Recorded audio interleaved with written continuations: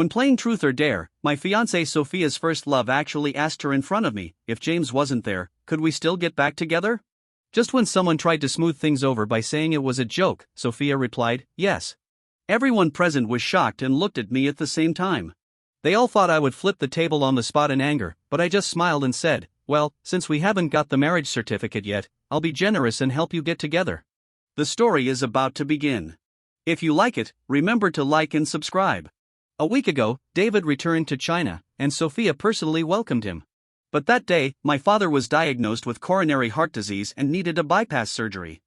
I lost my temper and yelled at her on the phone, blaming her for not understanding the priorities of things, but she turned around and blamed me for taking advantage of the situation.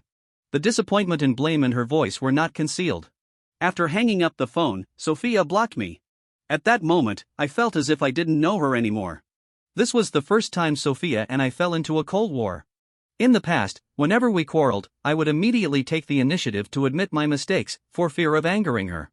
But this time, I found that after being blocked, I was unexpectedly calm. It wasn't until 3 days later that my mom called and said Sophia was crying. I knew she was extending an olive branch to me. It was always like this. Sophia would never take the initiative to say sorry, but she always had various ways for me to break the deadlock first, ordering a barbecue, making an appointment for a hot pot, and if that didn't work, she would cry in front of my parents. When I softened my heart and lowered my posture, Sophia asked with a smug look on her face, do you know what's wrong? In the evening, she teased me lazily like a kitten, and finally ended with my surrender. This has been the pattern since I started pursuing Sophia. I gave her a peach, but I couldn't ask Sophia to return the favor. When I was with her, I was used to being wronged and carefully trying to figure out her thoughts, as if I couldn't breathe without her. But yesterday, Sophia said confidently, Auntie didn't blame me, so stop messing around. This sentence suddenly made me feel unbalanced like never before. Sophia didn't understand how painful and devastated I was outside the operating room that day. Although I am a man, I am also a child. I really hope that she can let me lean on her, but what I got was her accusations and indifference. Immediately, Sophia sent a message, honey, do you remember what day it is tomorrow? The 3rd anniversary of our engagement. How could I not remember? Every time I would take great pains to prepare for a long time, but Sophia always felt that it was not romantic enough. Because I only look for the best hotels, send cosmetics, jewelry, bags, these unremarkable gift-giving methods can never match David's blessings on WeChat moments. Seeing that I didn't reply, Sophia thought I had forgotten and said angrily, it's our wedding anniversary. Forget it, you always give me gifts in the past, today I will make it up to you once, I have prepared a gift for you, look forward to it. I replied with one word, okay. After putting down the phone, I continued to read the lawyer's letter. If it were in the past, I would definitely be overjoyed, but this time I was calm. After getting off work, Sophia told me to remember to buy red wine and candles and wait for her. She sent me a message at 6 o'clock, but she didn't come back until 12 o'clock. During this period, I was afraid that she had an accident, so I called her several times, but no one answered. Finally, I couldn't help but open WeChat to ask her bestie, but I found that there was a lifelong confidant in David's circle of friends, which was only visible to me, and the picture was a watch, the one I wanted for a long time. The moment I saw the picture, I felt that something in my heart was broken, and then slowly reorganized and healed bit by bit, and finally it was calm. At that moment, I suddenly felt relieved in her heart. David is always more important than me, but strangely, I don't care so much. In the middle of the night, I heard someone open the door in my dream and slowly walked towards the bed. The familiar scent of perfume hit me, and Sophia hugged me, but when her red lips were about to touch mine, I instinctively turned my head away. This subconscious action made us both stunned for a moment, and also made me completely sleepless. Perhaps to avoid embarrassment, Sophia ran into the bathroom as if escaping, but she left her phone behind. The message was still flashing, and David asked, are you home? Sophia replied, almost. David said, I can't let you go. Sophia didn't reply. I flipped up and saw that the two of them chatted every day.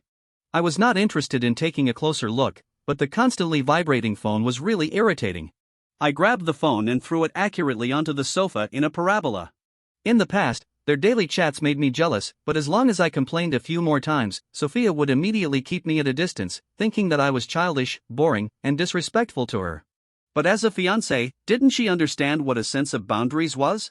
Slowly, I didn't have the urge to say another word. A few minutes later, Sophia came out after changing her clothes. Seeing the phone on the sofa, she was stunned for a moment and asked, did you touch my phone? I yawned and said, what time is it? Sophia took out a glass of red wine from the bedside table and drank it. She said, "There's nothing between him and me." I nodded and fell asleep. After that, I could no longer hear her explanations. Finally, after a sigh, the world was quiet. I will never lose my temper again, and I will no longer emphasize emotional principles and bottom lines, because that's useless.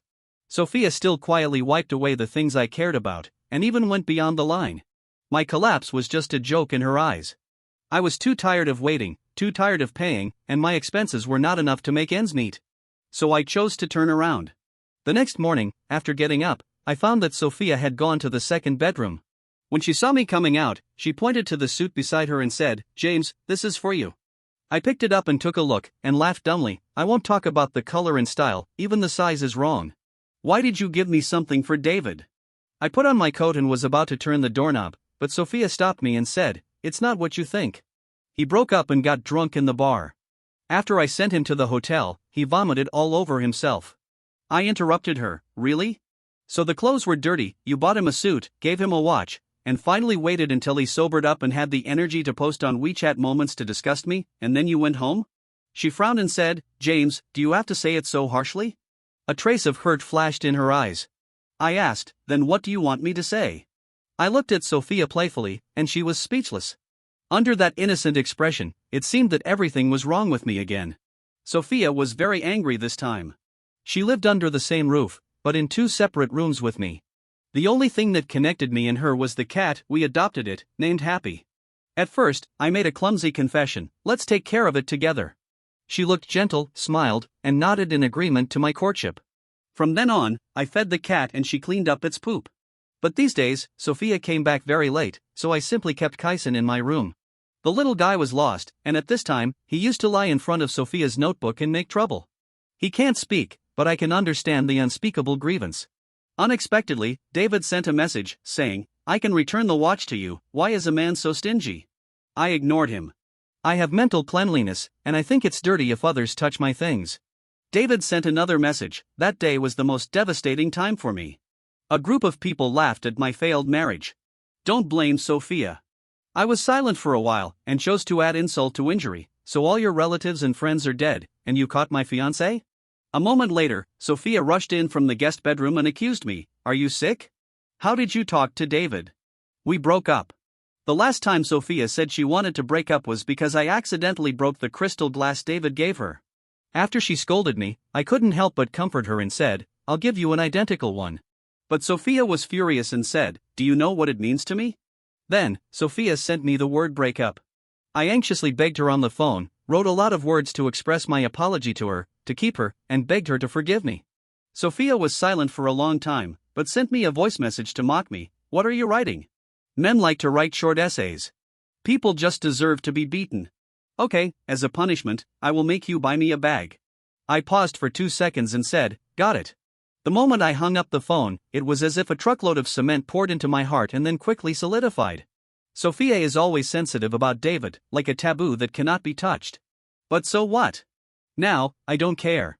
I keep asking myself, who am I? Why should I force myself to meet a standard that can never be reached?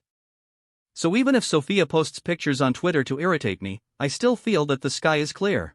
He helps her fix her computer, save parking spaces, and even buys the same shoes on Amazon. She helps him bring meals, pick up express deliveries, and sort out the mistakes in his copy. Even when Sophia went on business trips to major first-tier cities for the company's new projects, we didn't even contact each other for 4 or 5 days, but the two of them still recommended songs to each other and made jokes every day. I could sense that even if I had deep feelings for Sophia, I was slowly being worn out by her indifference. Until someone couldn't stand it anymore, our mutual friend Olivia organized a party. I was never late, but I was half an hour late. David looked at me unhappily and said, "James, you are so arrogant." I glanced at him. He had been late countless times, but as long as I asked one more question, Sophia would explain for him with a stern face, "David is jet-lagged, it's normal." I smiled and said, "Well, I'll treat you this time." We divided the table into 2, and we had a tacit understanding. Olivia and I sat at one table, and Sophia and David sat opposite. I ordered a Chaosan beef brisket soup base from the waiter. David loved it. Sophia added, "No cilantro." I remembered the first time we had a meal together. Because Sophia had a special liking for cilantro, I deliberately put a lot of it. She frowned slightly, glared at me, and just asked the waiter to bring another serving of soup base. David smiled proudly and said, "James, look how considerate Sophia is. When she likes someone, she will always remember everything about him, including his eating habits." Under David's provocative gaze, I clenched my fists. Although Sophia said ignorance is not a crime, I will never eat chaos on hot pot again. Olivia beside me laughed and said, "Can't you guys eat cilantro?" Sophia looked at me in surprise. I think she now understood why I only ordered a dango hot pot when I was with her. She could not add cilantro for David, and I could only eat spicy hot pot for her own good taste. "Sophia has never been the caring person you said, but the target is you." I have kept this sentence in my heart for a long time. I don't understand why David's words and actions always seem to stab me in the heart. But he still looks innocent, just like this time after we had enough wine and food. Olivia asked me to go home with Sophia, but David insisted on playing truth or dare. When the bottle of wine turned to him, he asked retaliatorily, "Sophia, if you are not engaged now, can we get back together?" The way he declared his sovereignty was very mean. Everyone was shocked, and you could hear a pin drop. But the one being asked slowly nodded and said, "Yes." Olivia was afraid that I would lose my composure, so she subconsciously pulled my clothes. I chuckled and said, "Well, since we haven't got the marriage certificate yet, I'll be generous and help you." The party ended in a bad mood. It wasn't my fault, but the two male companions at the other table stood up and slammed the table. One of them pointed at David and cursed, "You two are doing things between lovers in the name of friends. You two are tacitly aware of it." Before Sophia turned pale and David made a defense, the other one stood up and said, "Don't invite me to such parties in the future. Don't talk to me about soulmates. It's just mental cheating." I smiled and said nothing. I have said the same thing many times. Every time before David said anything, Sophia would jump out to defend him. Every time I felt pain. It's not that I don't feel pain now, but the wounds on my heart have already scabbed over. Olivia's good intentions at this party were ultimately in vain. I took the subway to the left, and they drove to the right, neither of them looking back. I was the most isolated person in the whole place, and a faint sense of loss floated through my heart. That feeling was like something that I couldn't bear to part with. Sealed in the warehouse, it existed, but it didn't work out, but it will never come again. I arrived at the station and slowly went home. In the cold wind, a leaf fell from the branch, and its trajectory was natural and decisive, like a sign of a breakup. "Sophia, it seems that it's time to give up on her." I was thinking about how to start, but the moment the door opened, I found that she was sitting quietly in the room. Sophia rarely took the initiative to speak. "You were in a good mood during the few days I was away."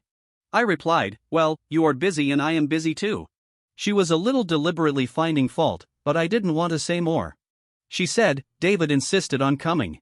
I was puzzled, and immediately understood that she was explaining.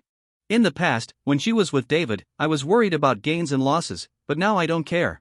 But she said, "It's funny anyway." I said, "It's only right, after all, we are close friends." I tried to end the conversation perfunctorily, but she was still hesitant. In the past, I would have scratched my head and asked for clarification, but now I am indifferent. Finally, Sophia mustered up the courage and said, "I have something to discuss with you." I said, "Go ahead." I tried not to look so impatient. She bit her lip and said, "David is my best friend. He submitted his resume after returning to China. It's not appropriate for him to always stay in a hotel." I immediately understood that she wanted David to move in. Just as I was thinking about how to refuse, David was already knocking on the door with a lot of bags. I felt my blood pressure rise. "It's already been decided, why are you pretending to discuss it with me?" I turned around and wanted to go into the house, as long as she didn't invade my personal space. I didn't want to make it too embarrassing before breaking up. But Sophia held me and said, "David is allergic to cat hair." I looked up at her, not understanding what she meant. Sophia hesitated for a moment, and said in an unquestionable tone, "Take Kayaksayan out to live for a few days." The atmosphere suddenly froze into silence. I laughed out loud. It turns out that the idiom "laughing when angry" really exists. David said, "James, don't get me wrong." David had already opened his suitcase and said, "I know I'm wrong to disturb you and Sophia these days. I'll disappear when I find a job." He turned the tables and made me want to slap him. I said coldly, "Get out." These three words made the man and woman on the opposite side unable to react. Sophia spoke first, "James, I've already given in." Seeing my livid face, she lowered her posture and said, "Just stay for a few days." I broke her fantasy without any hesitation and said, "This is our wedding house. It seems that I have a veto power." Sophia was silent for a long time. Finally, with a very cold face, she stared at me and said, "Okay, there is more than one house. Just don't get jealous when the time comes." She took David's hand and left. I watched their backs leave, but in my heart I was trying to recall how jealous I was. It was not until the door slammed shut that I remembered that I was the one who slammed the door last time. The two of them went to the KTV. The two of them were singing love songs to each other, their eyes were full of affection, and I caught them, and they almost got into a fight. After the quarrel, Sophia ignored me, and David's vague smile made me even more angry. Now that they left in anger, it was a relief for me, a conclusion to the tangled emotions in the past, and an honest confession from the bottom of my heart. I said let's part ways in peace in the chat box, and there was a red exclamation mark. Was it blocked before, or was it blocked again after adding it back? Just as I was about to call, I got a call from Sophia's father.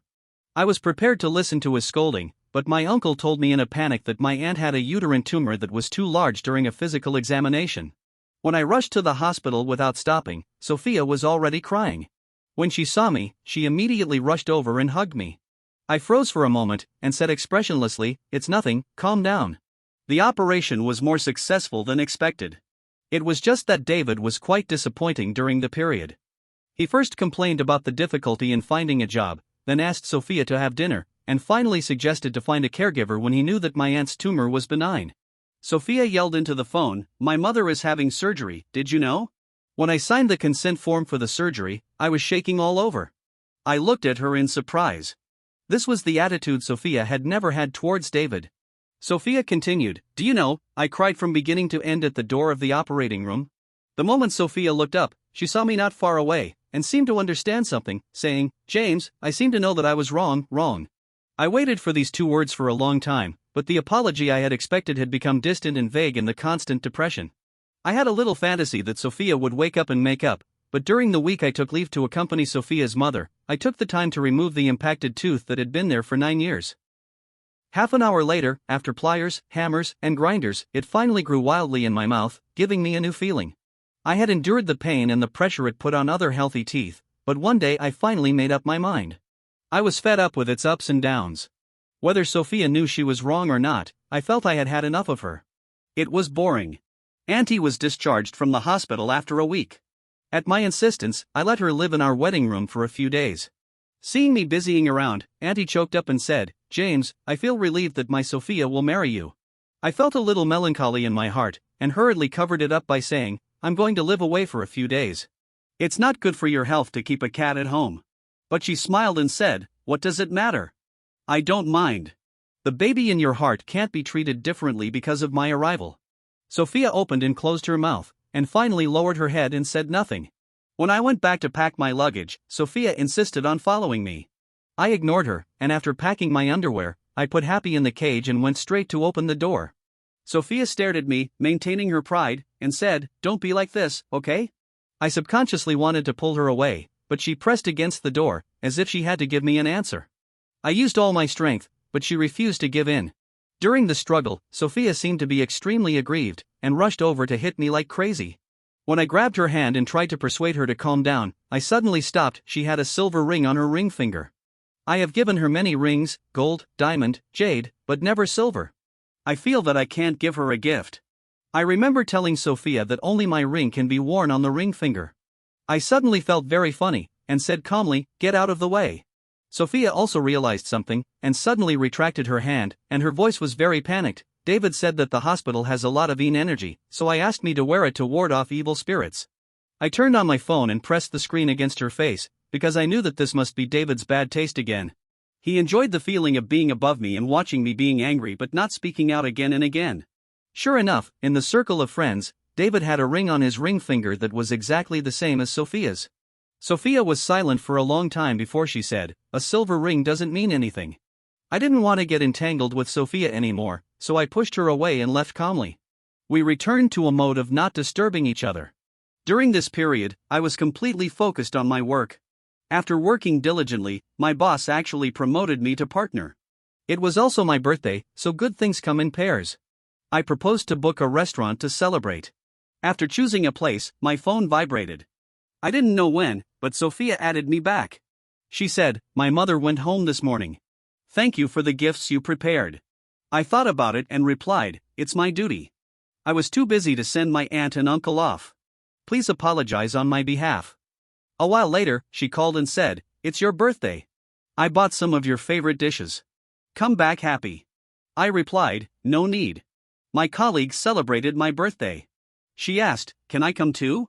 She asked cautiously, and I replied crisply, "It's not convenient. No one brings family members. Every time she has a party, I want to stick to her like a dog." After a few times, Sophia frowned and said to me, "Don't come if I don't ask you to go in the future, because best friends have private conversations." I asked in return, "Then why can David do it?" Sophia said disdainfully, "He is a close male friend. How can you compare to him?" This time when I invited everyone to dinner, I made a new discovery. After drinking, everyone had a lot of fun. A member of the group patted me on the shoulder and said, "James, you know what? We have always said behind your back that you are good in everything except that you are out of touch with the world." I didn't understand why, and a girl next to me explained, "They said that you go home after get off work every day, and you don't even attend dinner parties. Although you will do your best to help if there are any difficulties at work, we just think you are aloof and unsociable." I didn't expect that he was so approachable. I laughed.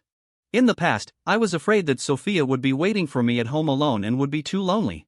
Now, why should I be so sentimental? She has a best friend, and I can also have a brother. After the dinner, the guys took me to the big bathhouse, where I took a bath, had a massage, and sang. Sophia called several times, and finally I set her to do not disturb. I once said that I was worried that Sophia would not be safe walking at night, so I wanted to pick her up, but she laughed and said on the other end of the phone, "There are a group of friends escorting you, why make a fuss?" It was almost 11 o'clock, and Sophia said she was waiting for me in the lobby of the hot spring. My colleague sent her the location. Sophia asked, "Are you not drunk too much?" Sophia saw that my face was red, and came up to help me. I waved my hand and said, "It's okay, I didn't drink much." Sophia drove over and insisted on not letting me take the subway. On the way, she said softly, "So this is what it feels like to wait for someone." I sneered and pretended not to hear. When we arrived at the neighborhood where I rented a house, Sophia asked tentatively, "Can I go up with you?" I frowned and said, as if I was drunk, "No, my place is small and can only accommodate me in Kixin. When I'm not here, you can ask David if he has found a job and take him to stay for a few days." Sophia was embarrassed, but this time she didn't get angry. It seemed that her eyes flickered a little, and she said, "You've drunk too much." I sneered, "People speak the truth after drinking." But she started to change from then on. I really didn't expect that as a licking dog, I would also have a day to counterattack. After the lease expired, I had to go back. Sophia inexplicably cared about me, cooked for me, waited for me to go home, and even postponed the weekend gathering with my girlfriends. But I felt uncomfortable all over. I told her, "You don't have to be like this. I got a promotion and my home time is uncertain. I even have to work overtime on Saturdays and Sundays." But she said, "It's okay, just send a message." She also started to study how to stew a healthy soup. When she put the fish maw and chicken soup in front of me, I was surprised to find that it was as delicious as in a restaurant. The time before that, she almost exploded the kitchen. Was she busy on the overseas call with David and was absent-minded, or did she not care about me at all? I have to sigh that Sophia put her heart into it. But for some reason, my taste buds can't taste the taste of happiness. Not only the taste, but all my 5 senses have problems. I used to love being with her every night, I used to worry about her, and I used to be careful to win her favor. Looking at her face, I suddenly felt very unfamiliar. Even when she deliberately dressed very sexy, I strangely had no physical reaction. Every move, I suddenly felt very disgusted, the kind of disgusting that makes me want to vomit. It turns out that sometimes, when you are no longer in love, you don't even realize it, but your body knows. A tear rolled down Sophia's eyes, but I didn't feel bad. Sophia wanted to sleep next to me, and I didn't refuse, but I chose to get up and go to the study to work. At night, David called me and hung up after one ring. I suddenly felt relieved and couldn't stay for another second. At 4 in the morning, I slept on the sofa. In the room, Sophia cried bitterly. I immediately got dressed, turned on my phone, and searched for hotel information. Even though there were no single rooms, I spent 500 to stay in a double room. The moment I closed the door, I suddenly felt relieved. The stars were shining. It turned out that slamming the door loudly did not mean you really wanted to leave, closing the door quietly meant you really didn't want to come back. In the following days, Sophia was like nothing had happened. She was even more concerned about me, asking me about my work, asking me about trivial matters, and even trying to ask questions about topics that she used to get annoyed with, such as tennis, models, and the film reviews I wrote. This made me even more exhausted. I started working overtime and even slept in the law firm all night. In fact, I really wanted to tell Sophia that there was no need to do this. I really wanted to leave you. No one leaves you on impulse. You can't see the painful emotions that I endured again and again.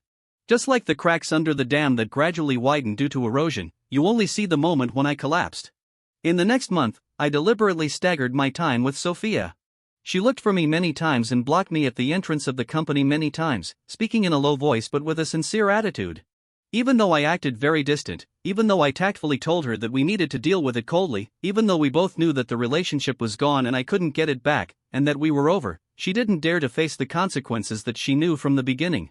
Sophia refused to accept the fact that I didn't love her, and she would come to wait for me when she was free. That day, I took the initiative to take on a lot of work. My colleague brought me spicy hot pot. She looked out the window and said, "The rain is a little heavy. Your fiancée is waiting for you downstairs. Let her in." She said she didn't dare. I frowned, took an umbrella and rushed out. It was raining heavily. Sophia was standing in the rain, like a withered flower, soaked all over. I pulled her into the company and asked, "Are you crazy?" Under the surprised eyes of the security guard, I took a towel to wipe her face. Sophia said with joy, "James, you still care about me." I looked at the excitement in her eyes after she succeeded, suddenly stopped what I was doing, and said, "Wait until the rain stops, and then go back." Sophia was stunned and said tremblingly, "I was negligent about David's matter. There is really nothing between him and me." Hearing that name, I suddenly felt ashamed, threw the towel to her, and said, "I don't want to hear your explanation. If you want to torture yourself, please do it." Sophia didn't expect me to be so cruel, her face darkened, and she said, "How can you forgive me? We are already engaged, is this a small matter?" I looked at her speechlessly and said, "Small matter? It's come to this point, and you still think it's a small matter, and you still think I'm fussing about it." Sophia realized what she said and apologized quickly, "I'm sorry, I just can't understand why there is nothing between him and me, why it's out of control." After saying that, a look of confusion flashed across her face. Perhaps Sophia really couldn't understand why I was determined to get away from her even though I had already let go of my attitude. But has she really never thought about it? Don't I have any friends of the opposite sex? Don't I have any brothers to invite to eat, drink, and have fun?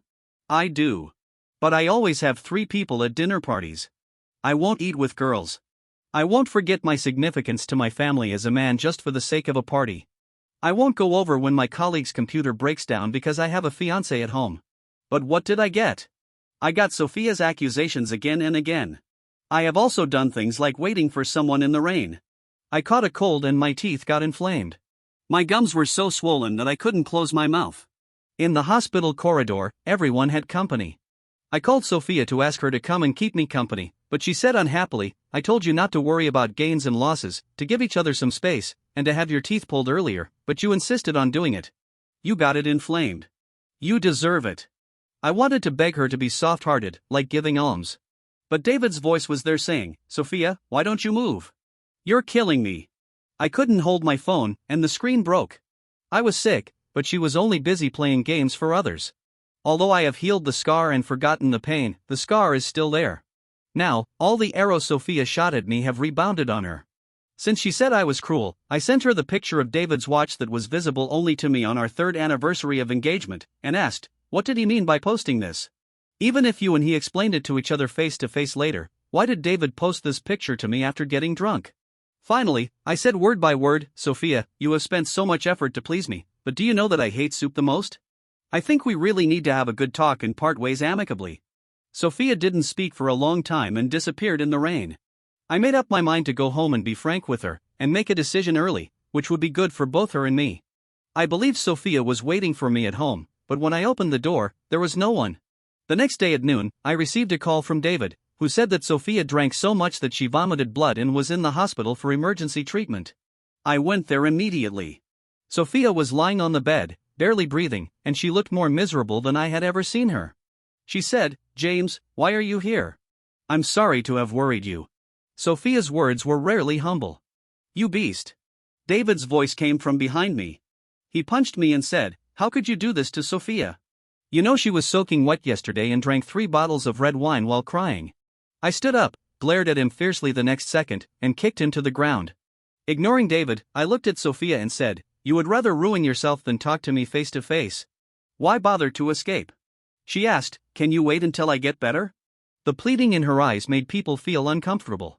I said, okay. I stood up and prepared to leave. She asked, James, can't you stay with me for a while? Sophia's voice was very sad. Stay? That's ridiculous. But David, who had just stood up, looked like a sharp blade, wanting to kill me. David gritted his teeth and said, you won't die without him. What do you want a man like this to do? David ordered me to leave. I was stunned and smiled. You see, I have always been redundant. After Sophia recovered, she didn't go home. She sent me a message saying that the doctor told her not to be stimulated now. David's punch was pretty fierce. When I applied the egg to my face, I found that it had become cold at a certain moment, just like the love between Sophia and me. Am I making a fuss about nothing? I still remember that during a break in the evening self-study class in my junior year, the class was noisy. I finished a design drawing for Sophia and couldn't help poking her back and asked, do you want to have a relationship? Sophia looked confused. I spoke quickly and in a low voice, I'm serious. I want to have a relationship with you. I still can't forget Sophia's expression at that moment, surprised, shy, and sweet. I also can't forget that after graduation, I traveled thousands of miles to go to her city, and she cried on my shoulder. And on New Year's Eve, I went to Sophia's place without telling her after I finished my postgraduate entrance examination. At the moment of fireworks, I suddenly ran out, holding the cat she had admired for a long time, and then asked her very seriously, would you like to get married after your work is stable? We went to see a house together. The agent asked her what kind of apartment she liked. She said in a sweet voice, don't ask me, my husband makes the decision. Sophia has always been very good to me, as long as David didn't show up. My mother said, she didn't cheat on you.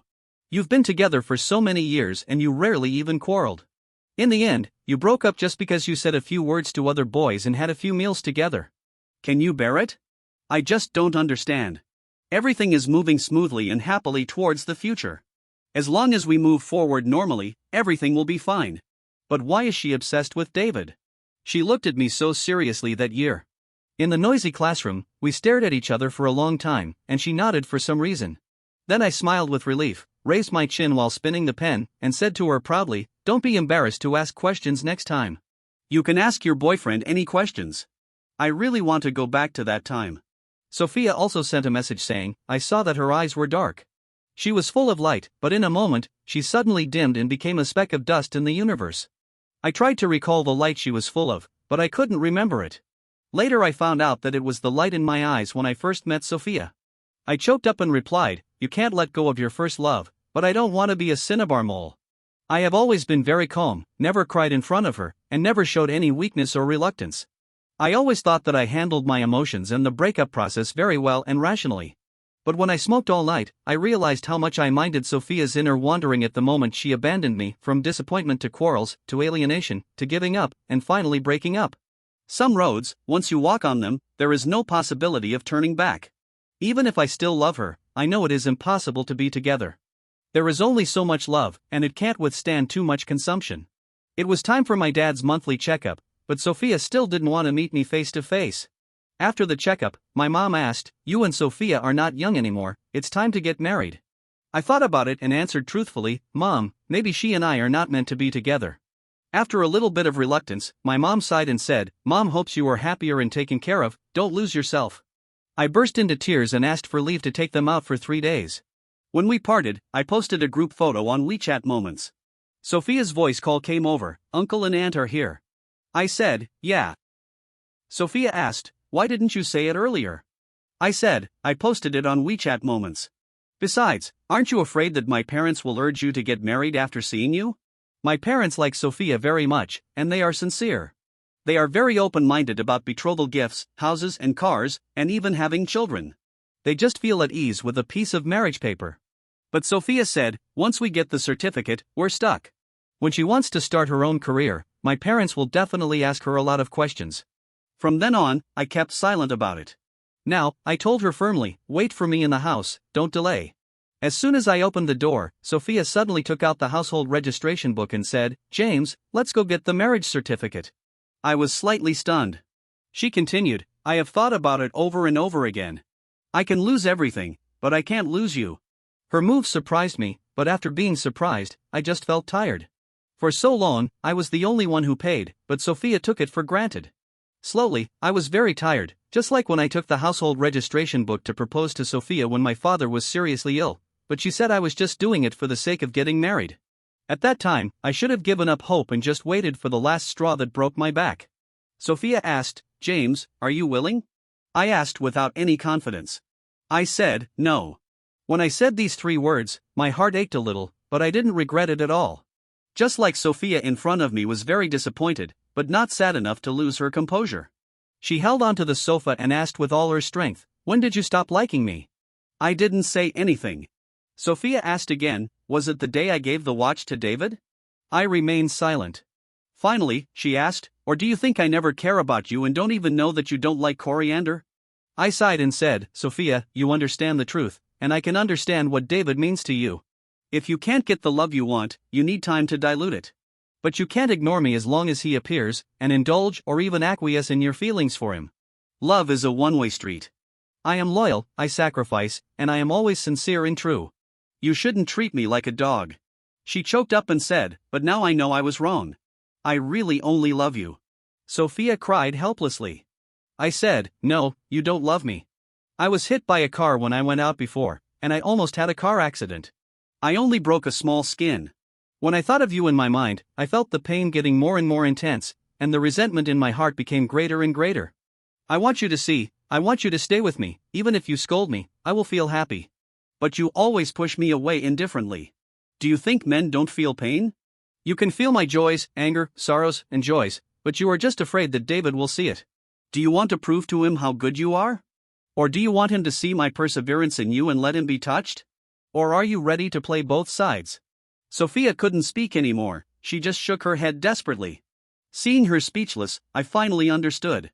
Falling out of love is never without signs. There is no sudden loss of love, it is all accumulated little by little.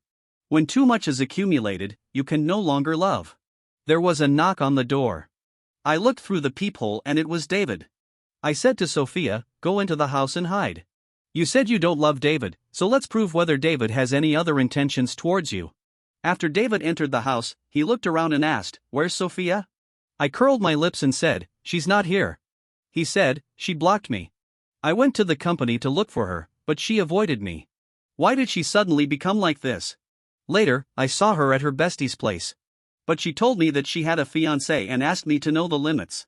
"But didn't you break up in the hospital?" He rarely showed a frustrated look in front of me and said, "Sophia has never been like that. She's obviously a very proud person, but after you hung up the phone with her, she couldn't stop crying." David smiled bitterly and said, "It turns out that she really loves you that much." David suddenly stared at me and asked, "Are you going to marry her?" I met his gaze, and the tension and temptation in my eyes were clearly revealed. He came here today, obviously afraid that I would reconcile with Sophia, and he obviously had not given up. I asked, "Do you love her?" David paused for a long time, raised his head and laughed meanly, and said, "Yes, I realized later that I loved her the most." "Do you know why you failed to propose to her with the household registration book?" Sophia asked for my opinion, but I had just divorced at that time. How could I give up this opportunity to ruin it? I laughed, picked up the cat, took the luggage that had been prepared long ago, and said, "You have been here for so long, you are not allergic to cat hair, right? Then I hope you can love Sophia well, provided that you can catch her." The moment I closed the door, a heart-wrenching voice sounded behind me. Sophia shouted, "Get out! I don't want to see you in my life." I picked up my phone and changed the note for Sophia from wife to her full name. If we can't support each other, then forget each other. From then on, they parted ways and lived happily ever after. But I thought too simply. A peaceful parting was just my wishful thinking. I should not forget that Sophia is a paranoid person. She was obsessed with David at the beginning, and now she is obsessed with me. In her opinion, being dumped by a suck-up is a great shame. Even though I have proof that David has ulterior motives, she still keeps sending me messages. After being really annoyed by her, I chose to turn off my phone. I wanted to find time to get the wedding house back, but looking at Sophia's posture, it is obvious that she wants to continue to struggle. I thought about it and decided to find a hotel to stay in first. After taking a shower, I turned on the computer and prepared to operate it with both hands. If Sophia is really difficult to deal with, I will put the house up for sale. But just as I turned on my phone, Sophia's phone rang on the screen. "James, I'll ask you one last time, is there really no room for redemption between us?" I replied without thinking, yes. She said, okay, very good, you will regret it. I didn't quite understand what she meant at first, and I thought I had done nothing wrong to her, so what was there to regret? Until 3 days later, I went back and prepared to discuss the house. But after I talked for a long time, Sophia seemed to be indifferent, playing with her phone by herself, and didn't even raise her head. I shook my head helplessly, thinking of the clothes I had pulled down before, so I went into the house to deal with them. But the moment I pushed open the bedroom door, I was almost speechless. The bed was messy, and the key point was that there was a pair of dirty underwear thrown in the trash can. I took a deep breath, and I smelled an inexplicable smell of heather emanating from the bed, mixed in the air, and had not yet dissipated. This was the smell left by last night's passion. At that moment, my heart stopped. I was just disappointed before, thinking that Sophia was a stone that could not be warmed up, but I never thought that one day she would make me disgusted. A good woman chose to throw herself into the pit. I remembered that Sophia called me no less than 10 times last night, but I didn't answer.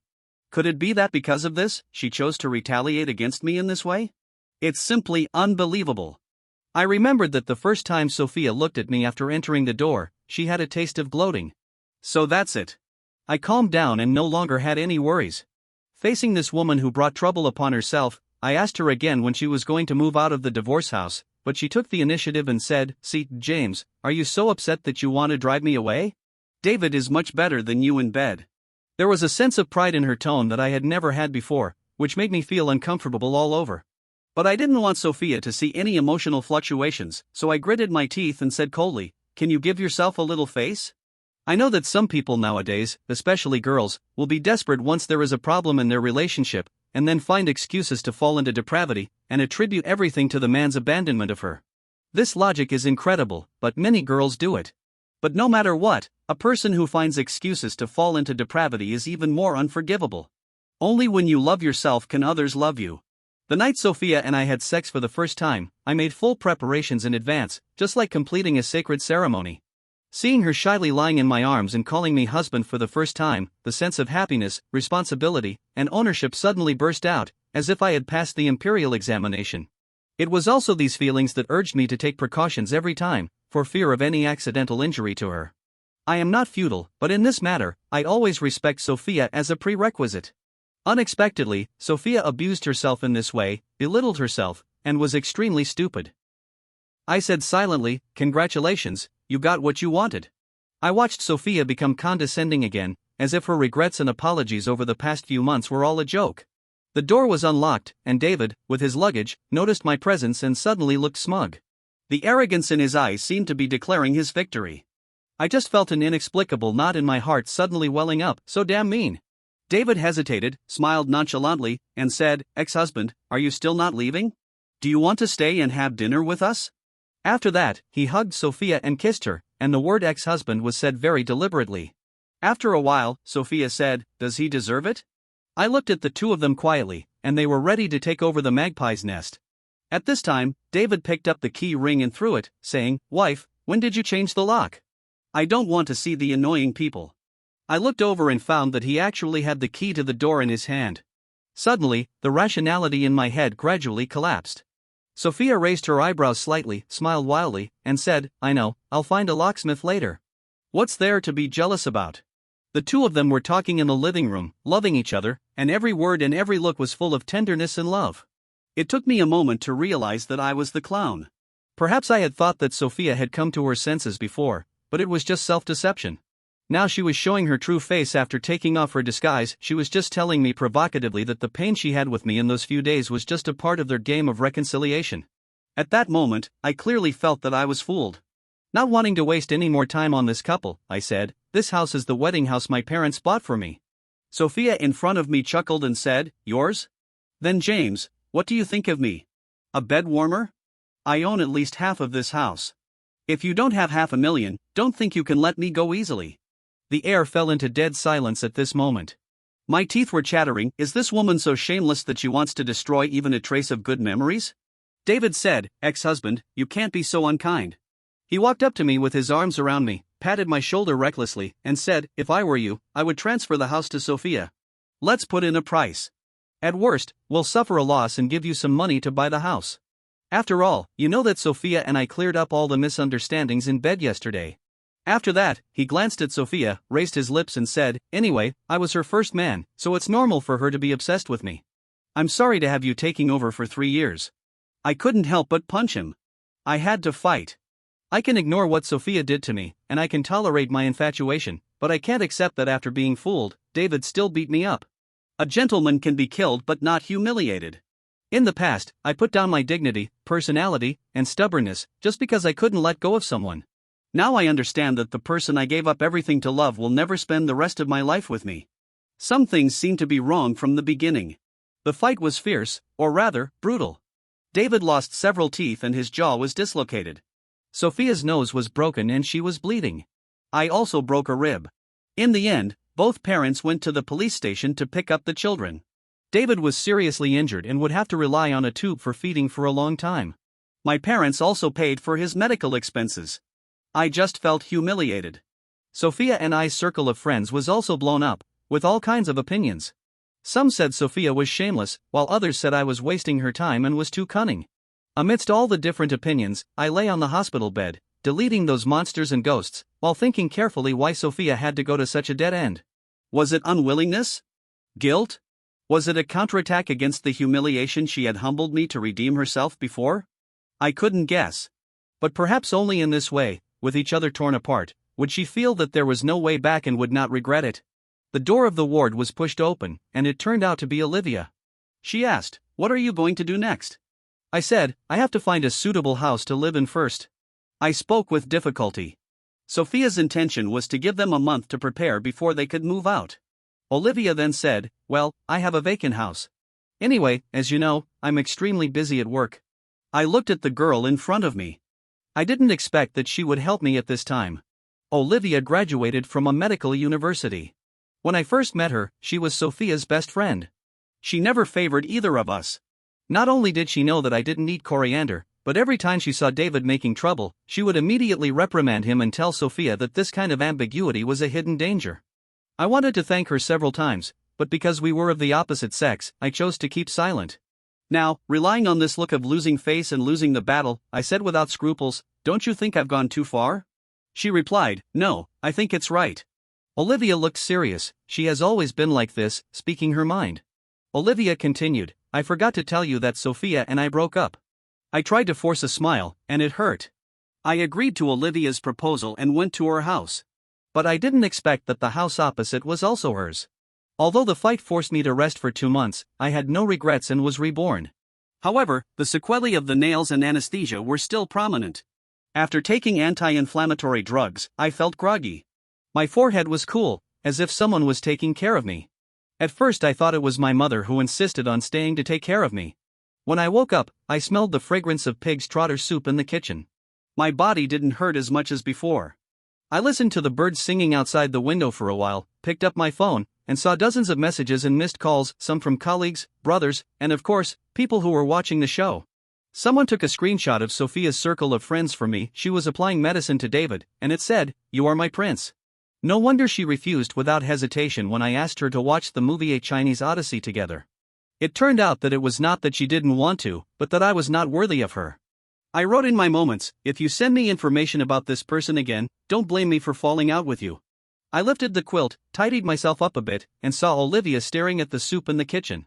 When she saw me coming over, she said, "My aunt made it. She went out to buy groceries.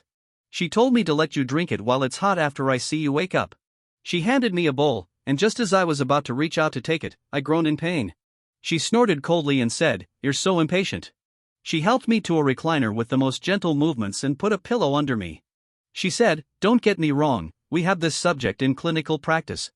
I watched her pour the soup into the bowl first, let it cool for a while, touched it with her lips, and felt that the temperature was about right, and fed me one spoonful at a time. It was the first time I was fed by a girl, and my heart felt warm and sour. Sophia had never treated me like this before. After the incident, when she was wiping my mouth, our eyes met for some reason and we were both stunned. My heart skipped a beat and I thought, "James, you beast, you are actually thinking nonsense at this time." My mother pushed the door open and broke the deadlock by saying, "Is my son feeling better?" Olivia immediately stood up and ran out shyly. I felt warm in my heart. A person may really meet two people in his life, one who amazes the time and the other who softens the years. My mother packed everything, but she was troubled about taking care of my cat Happy. It's not that she dislikes it, but because Happy, the stupid little cat, is used to jumping into my arms and acting cute when he sees me. I didn't expect that he would honestly lie down at her feet and turn over his belly when he saw Olivia. Olivia also loved it and said, "Come on, sister will take you to take a bath." My mother helped me lie down and said, "You have suffered all these years." I was stunned and didn't say anything. My mother said, "Boda, when you gave Sophia jewelry, she was just SOSO, but when she gave you a pair of sneakers as a gift, you would jump for joy. At that time, Mom thought you were too humble." I felt sour and ashamed, and said, "Mom, don't say it." My mother said, "Mom just wants you to know that you should cherish the person in front of you." I know what my mother means, but James can never be David. I would rather not have love that was obtained by trickery. I can love humbly, I can compromise for the sake of loving her, but I will not do things that make me lose myself to fight for it. I would rather not have love that is obtained by resorting to trickery. I lay back in bed, ready to delete everything about Sophia, but I saw another tweet from her. It turned out that she was going to watch the remake of A Chinese Odyssey. A picture of holding hands, with the words, "The first time you watched this movie was in the school cafeteria, now in the remake, you are still by my side." I looked at the tickets I had booked on the cinema app, and suddenly remembered the movie review she wrote to me in the past. Is there a reason to love or not? To seek the scriptures or not, can you choose? As romantic and playful as Zisha, every frown and smile is full of love. The person who steps on the auspicious cloud, if you feel strange for a moment, it must be the longing I left in your heart. I was furious. I suppressed my emotions and sent a question mark, but when the message that I could not leave a message appeared, I was stunned. She really did everything she could to provoke me. At this time, Olivia came back with Xin, put it down and prepared to leave. My mother quickly stopped her and said, "Olivia, let's have a meal together." Olivia laughed and said, "I have something else to do."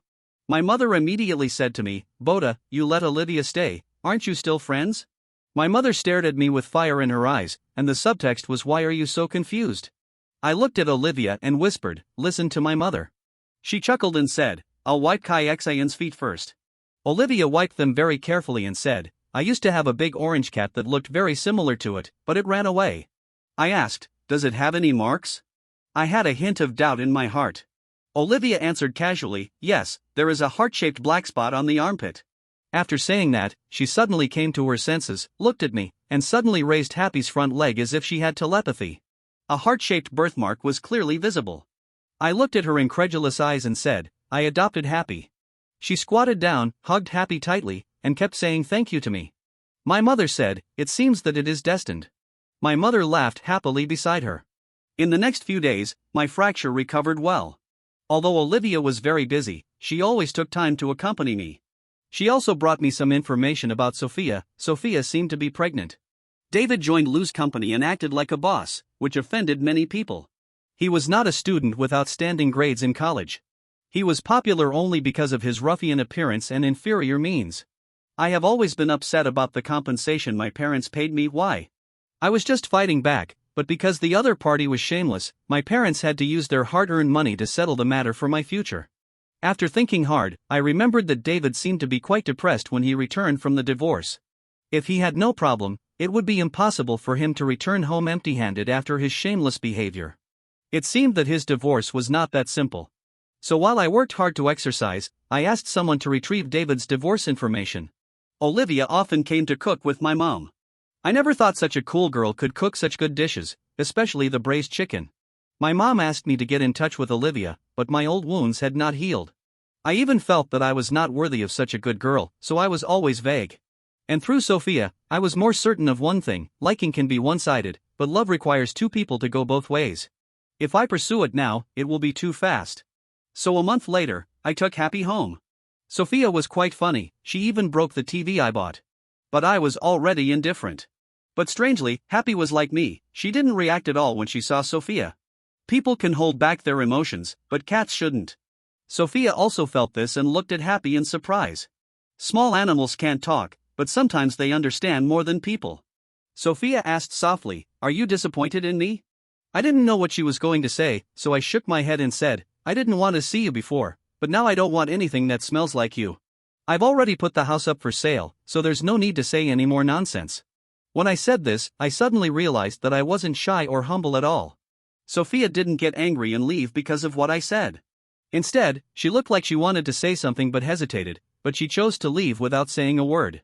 I could feel that she had a lot on her mind, but I didn't want to get involved in everything about her. Even though I knew that because of David's matter, her parents and she had a big fight, her best friends almost cut off their relationship with her, and even her work began to have problems. Just like the moment the door closed, the click indicated that the repeated advances and retreats between her and me had already reached the point of numbness. When the heart is numb and broken, everything becomes calm. She left, and I forgot it was destined. In the evening, Olivia came over and took a look around the room. This time, after she handed me the pork ribs, corn, and chicken feet soup, she said, "James, come with me to the hospital tomorrow. The hospital is going to ask a lawyer to consult about legal issues. Can you help?" I agreed without hesitation, okay. I didn't expect to meet Sophia and David here. When Sophia saw me, a hint of surprise flashed in her eyes, but she didn't say anything.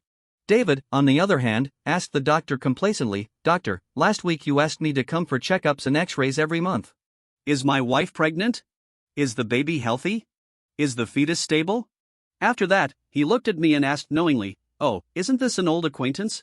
If it were in the past, I would definitely be furious, but this time, my heart was repaired unconsciously, and it even seemed that under Olivia's gentle care, there was a layer of protection that was not easily stimulated by words. I actually smiled calmly and replied, "Yes, it's true. Congratulations on having a baby so soon. After all, the woman I raised for you for 3 years is returned to you intact." David used to rely on his shamelessness to play the good cop and bad cop with Sophia, which made me scratch my head and feel very aggrieved. But now I have cultivated a thick skin as thick as a city wall. David was so angry that his eyes flashed with fierceness, but he immediately recovered and said, "Of course I will send you an invitation. If you are not useless, Sophia and I would not be where we are today." I mocked, "Yes, just like a pair of worn shoes, if they are stained with shit, you can wash them and take them out. You can also say that they are limited edition. Just don't let them break. Broken shoes are limited edition. Once they fail, they can only be thrown away." David was so angry that he finally stopped pretending and slammed the table and said, "Who are you calling a slut?" I looked at him with a half smile, because I received the investigation report yesterday. David's divorce was not due to a breakdown of his relationship as he said, but more accurately, he was dishonest abroad, gambling, cheating, and even taking drugs. The woman is already going through the legal process, and he is essentially escaping back. Sophia finally spoke up and said, "Okay, stop talking nonsense, there are other patients waiting." David rolled his eyes in dissatisfaction and continued to put on a fake smile. But after Olivia read the report, she suddenly said seriously, "Sophia, you are a worthless child." This sentence was like a thunderbolt from the sky. David slammed the table and said, "What nonsense are you talking about?" Olivia was not afraid at all and said, "David, you are hiding something from Sophia, don't you know it yourself?" She handed the report to David, and I took a glance. "Oh my God, AIDS." David's expression instantly became colorful. He ignored Sophia's presence and shouted, "Olivia, are you talking nonsense? I've seen this before." He was sweating profusely and explained to Sophia, "Sophia, I was infected accidentally when I was abroad. Believe me, I just didn't pay attention to disinfection when I was traveling." Olivia looked at him silently and said, "What a joke, you are already in the second stage, and you still tell me that it was an accident? You are kidding." Sophia pointed at David, gritted her teeth, and couldn't speak for a long time. Finally, she threw the medical record card and bag on the ground and said, "You are talking nonsense. You have been plotting against me from the beginning, right? You took advantage of me being drunk, had sex with me, and threatened me with my family and career, otherwise how could I end up being laughed at today?" After saying that, Sophia grabbed the scalpel in front of Olivia and rushed over.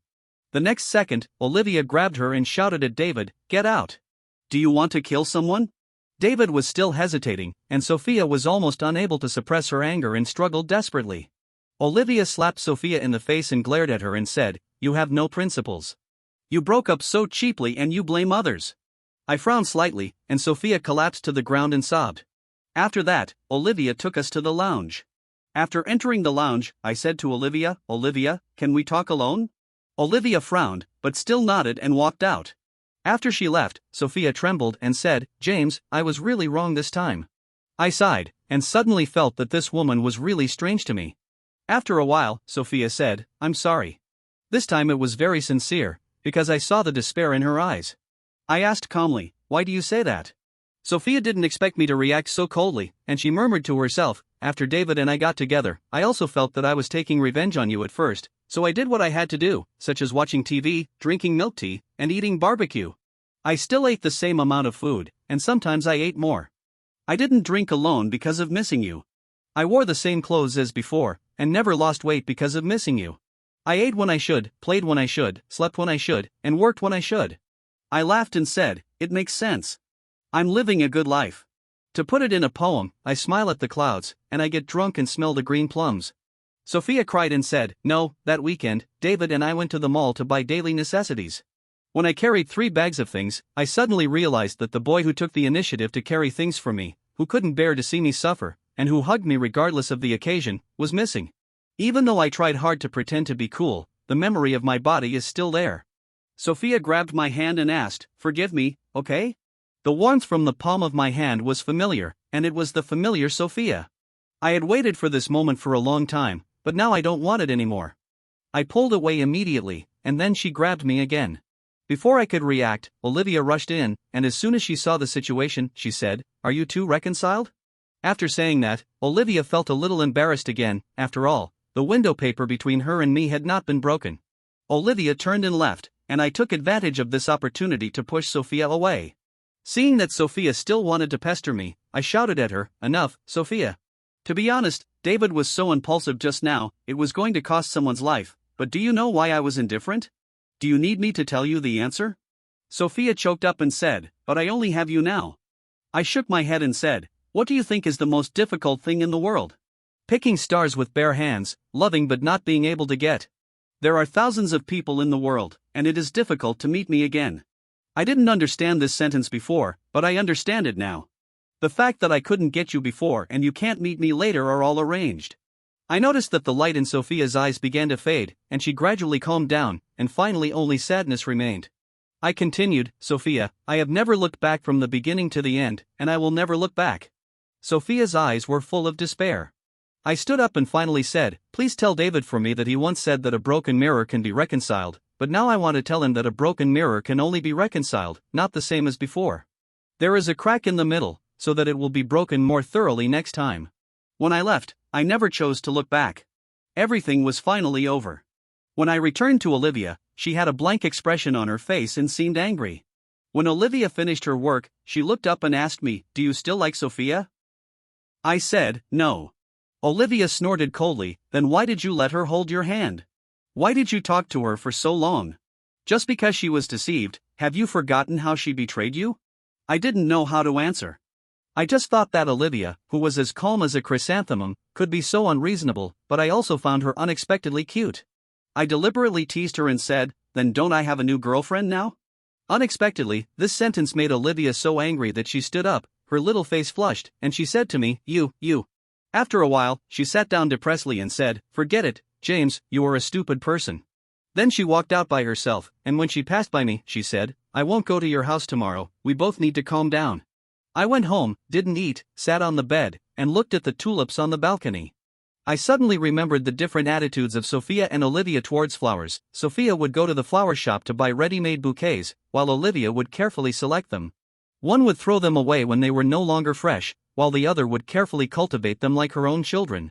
At this moment, I understood a truth: if you like a flower, you will pick it, but if you love a flower, you will water it.